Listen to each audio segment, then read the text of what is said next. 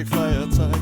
Ja, und junge Leute, wo Kinder kriegen, wie viel verschissene Windeln die produzieren. Und Hundehalter mit die Doggy-Bags und Milchbubis wegen die Tetra-Packs.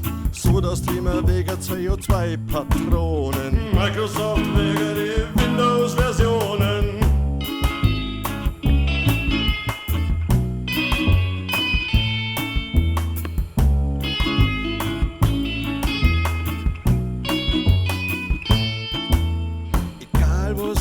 Du als Mensch auf der Welt, du richtest immer Schaden und es bleibt einfach nicht aus. Du waschst da dein Gewissen rein, machst da selber was vor, aus der Nummer kommst nicht raus. Und wenn's dann noch scheinheilig auf andere abschaust und hältst dich für was Besseres, was wo du noch ernsthaft glaubst, komm steig ein und hau ab in deinem Hybrid-SUV. Ich muss dich nicht haben, bitte verschon mich.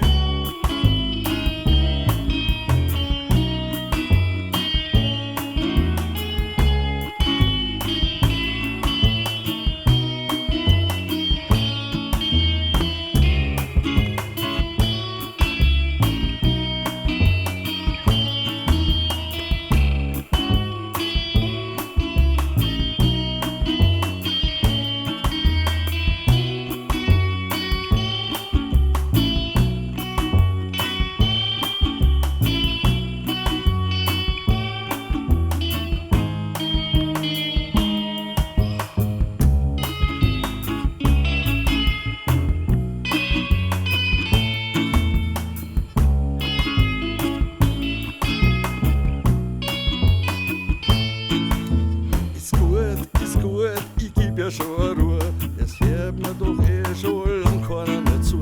Ich lass jetzt ein anderes Abitur und freu mich leise an dem Gefühl, ich bin doch nicht allein. Ich bin nicht geeignet für den Kampf und hoff, dass trotzdem für ein wenig Genugtuung langt. Ich geb ihn einen von meinen